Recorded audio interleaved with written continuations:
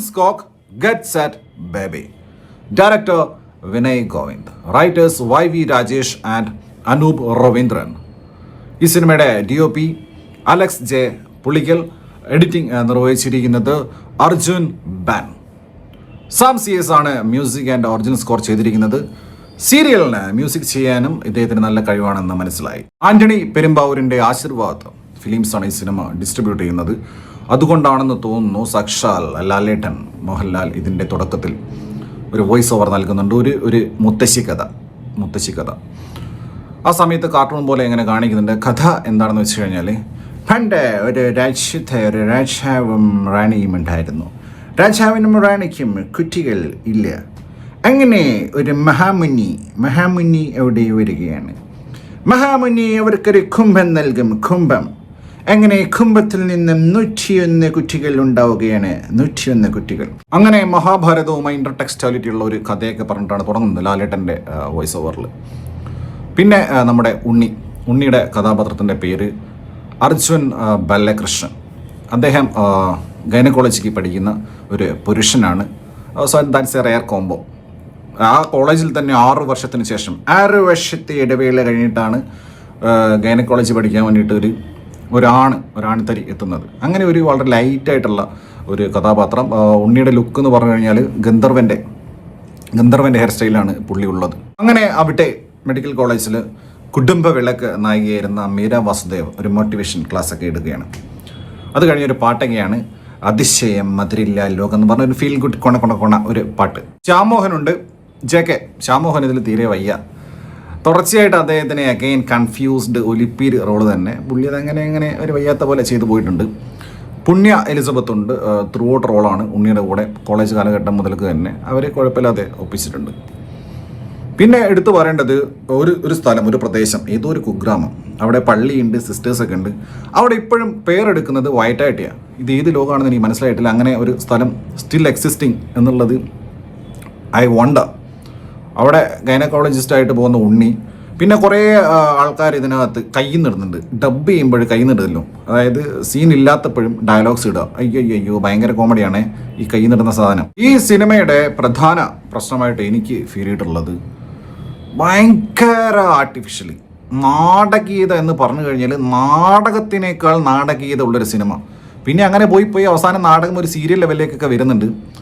എന്നിരുന്നാലും ഡയലോഗ് എന്ന് പറഞ്ഞു കഴിഞ്ഞാൽ എന്ത് ഡയലോഗാണ് അത്? അച്ചടിച്ച് വെച്ചിട്ട് ഇതിങ്ങനെ എന്താ പറയുക, പഠിച്ച് പറയുന്നു. അതുപോലെ ആക്ടേഴ്സൊക്കെ ഒളിച്ചിരുന്ന് വരിക. ഇങ്ങനെ ഒളിച്ചിരുന്ന് പെട്ടെന്ന് പുറത്തേക്ക് ചാടി വരിക. മറ്റേ മുത്തുമണിയും അതുപോലെ ഭഗത് മാനുവലൊക്കെ നമുക്ക് മനസ്സിലാവും. വന്നോന്ന് പറയുമ്പോൾ ഒന്ന് ചാടിങ്ങ് വരിക. അതുപോലെ ഇത് ഹോസ്പിറ്റലിൻ്റെ ഓരോ മുക്കുന്ന മൂലന്നേക്ക് ഓരോരുത്തർ ഇങ്ങനെ കയറി വരിക. ഇത് എങ്ങനെ മനസ്സിലാവുമെന്ന് ചോദിച്ചു കഴിഞ്ഞാൽ അങ്ങനെ അത്ര ആർട്ടിഫിഷ്യലായിട്ട് എടുത്തു വെച്ചേക്കുന്നത്.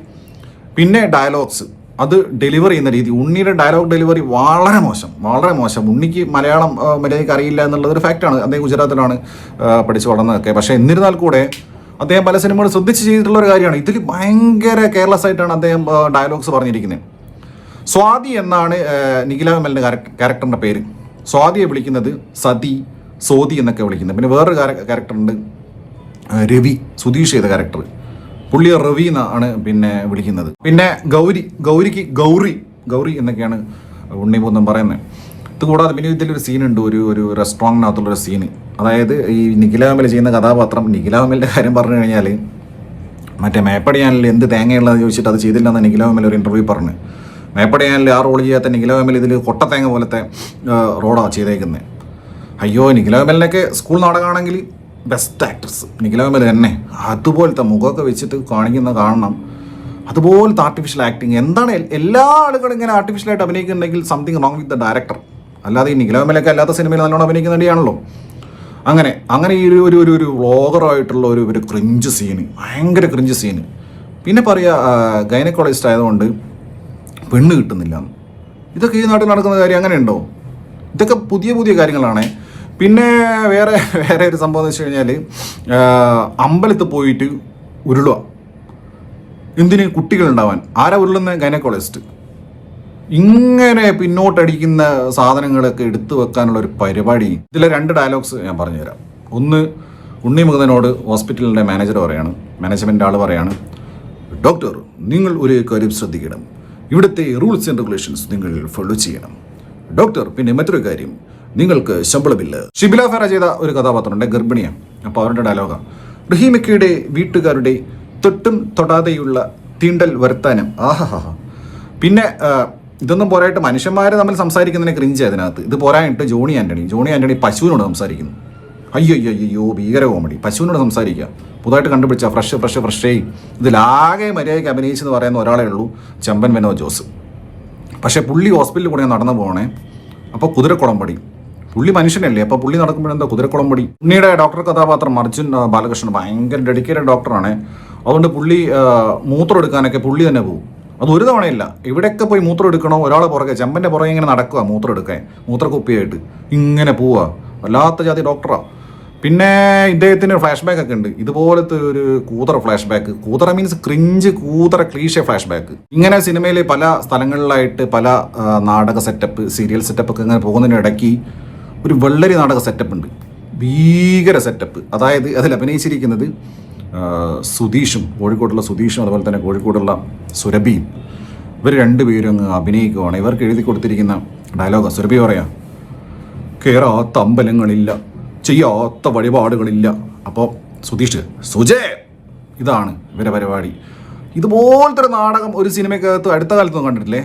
സത്യം പറഞ്ഞു കഴിഞ്ഞാൽ നമ്മളതിനെ വിളിച്ചു പറയില്ലേ, വേദി മുതൽ നാടകം ആരംഭിക്കുന്നു.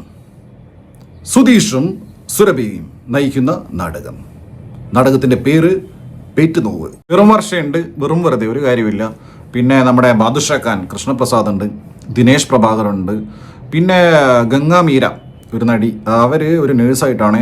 ഇതുപോലെ ഒരു എന്തൊക്കെയാണ് കാണിക്കുന്നത്. ആ കഥാപാത്രം ഇങ്ങനെ ചുമ്മാ വികാരം കൊള്ളുക, ഡോക്ടറെ കാണുമ്പോഴേക്കന്നെ വികാരം കൊള്ളുക. ഇവർ നല്ല കിളവിയായിട്ടുള്ള നേഴ്സ് അഭിനയിക്കുന്നത് അതിനകത്ത് ക്യാരക്ടർ. ഇത് ഡോക്ടറെ കാണുമ്പോൾ, ഡോക്ടറെ കണ്ടില്ല ഇതുവരെ, ഡോക്ടറെ കാണുമ്പോൾ വികാരം കൊള്ളുകയാണോ? വികാരം എന്ന് പറഞ്ഞാൽ ഭയങ്കര അഭിമാനം, സ്നേഹം. ജോയൽ മേരി ഒരു സീനിൽ വന്ന് വെറുപ്പിച്ചിട്ട് പോയിട്ടുണ്ട്. അഭിരാം രാധാകൃഷ്ണൻ ഇങ്ങനെ സൈഡ് പ്രൊഫൈലേക്ക് കൊടുത്തിട്ട് ഇങ്ങനെ അഭിനയിക്കുന്നുണ്ട്. അങ്ങനെയൊക്കെയാണ്. ഇതിൽ ഉണ്ണിയുടെ കഥാപാത്രം സ്മോക്ക് ചെയ്യുന്നില്ലേ, സ്മോക്കിങ്ങിന് എതിരായിട്ടുള്ള ആളാണ്, ഡോക്ടറാണ്. അങ്ങനത്തെ ഉണ്ണിയോട് ക്ലൈമാക്സിനോട് എടുത്ത സമയത്ത് നിഖിലോ അമല പറയാണ്, നീ സ്മോക്കിംഗ് ഒക്കെ നിർത്തിയല്ലോ എന്ന്. അപ്പോഴവൻ എവിടെ കിടന്ന് കക്കൂസ് പോയിട്ടാണോ വലിച്ചത്? നമ്മളൊരു സിനിമയ്ക്കകത്ത് അവൻ വലിക്കുന്നത് കണ്ടിട്ടില്ല. പിന്നെ ഉണ്ണിയെടുത്ത് ഒരു കുട്ടിക്ക് പേരിടാൻ പറയും. 101ാമത്തെ കുട്ടിക്ക് പേര് ഉണ്ണിയിടുവാണ്. നല്ല ഫ്രഷ് പേര്, അശ്വിൻ. ഇത് ബേസിക്കലി ഒരു മെഡിക്കൽ പടമാണ്. അപ്പോൾ സ്വാഭാവികമായിട്ടും ടുവേർഡ്സ് ക്ലൈമാക്സ് ഒരു മെഡിക്കൽ റിലേറ്റഡ് ആയിട്ടുള്ള എന്തെങ്കിലും കോംപ്ലിക്കേഷൻ ഉണ്ടാവുകയും അങ്ങനെയൊക്കെ ഉണ്ടാവുമല്ലോ. അതാണല്ലോ ഇത്തരം പടങ്ങളുടെ രീതി. അങ്ങനെ പരിപാടി ഇതിനകത്തുണ്ട്. അങ്ങനെയൊക്കെയാണ്. പിന്നെ ടൈലൻഡ് കണ്ടു കഴിഞ്ഞാൽ ചിരിക്കണം, ഭയങ്കര കോമഡിയാണ്. ഹോ. ഈ അടുത്ത് കുറേ സിനിമകൾ, വിശേഷം ആദ്യം ഇറങ്ങി, അൻപോട് കൺമണി അത് കഴിഞ്ഞ് ഇറങ്ങി, ഇപ്പോഴിതാ ഈ സിനിമ. കുട്ടികളില്ലാത്തത് ഭയങ്കര പ്രശ്നമായിട്ട് ഇവരെ അവതരിപ്പിച്ച് കുട്ടികൾ ഇല്ലാത്ത ആളുകളെ കൂടെ എന്താക്കുക, ട്രോമാറ്റിക് ആക്കുക. ഇതാണ് ഈ സിനിമകൾ കൊണ്ട് ഇവർ ഉദ്ദേശിക്കുന്നത്. കുട്ടികളില്ല അത്രേ ഉള്ളൂ. പിന്നെന്താ ഇതെന്താ ലോകാവസാനം സംഭവിക്കുമോ? കുട്ടികളില്ലാത്തവർക്ക് അത് അങ്ങനെ സംഭവിക്കുന്നില്ല. ബയോളജിക്കലി അങ്ങനെ എല്ലാം സെറ്റാവോ? ഇല്ലല്ലോ. അത് ഞാൻ കഴിഞ്ഞ അൻപോട് കൺമണിയുടെ റിവ്യൂവിൽ ഞാൻ പറഞ്ഞതാണ്. കുട്ടികളെ വേണ്ടാത്ത ആൾക്കാരുണ്ട് കല്യാണം കഴിച്ചിട്ട്, കല്യാണം കഴിക്കാനേ താല്പര്യമില്ലാത്ത ആൾക്കാരുണ്ട്, ഇവിടെ ഭൂമിയിൽ ജീവിക്കാൻ താല്പര്യപ്പെടാത്ത ആൾക്കാരുണ്ട്. അപ്പോൾ കുറച്ചൊരു വിഭാഗം സിനിമകൾ എങ്ങനെ ഇറങ്ങിക്കൊണ്ടിരിക്കുക, കുട്ടികളില്ല, അമ്മേ പ്രശ്നം, അയ്യോ സർക്കാർ അടിയന്തരമായി ഇതിൽ ഇടപെടണം. കാരണം ഇങ്ങനെ ഭയങ്കര സിനിമാക്കാർ വല്ലാതെ ബുദ്ധിമുട്ടാണ് കുട്ടികളില്ലാത്ത ആളുകളെ കുറിച്ച് ഓർത്ത്. എന്നിട്ട് അവരെ ഇൻസെക്യൂർ ആക്കുന്ന തരത്തിലുള്ള സിനിമകൾ ഇറക്കിക്കൊണ്ടിരിക്കുക.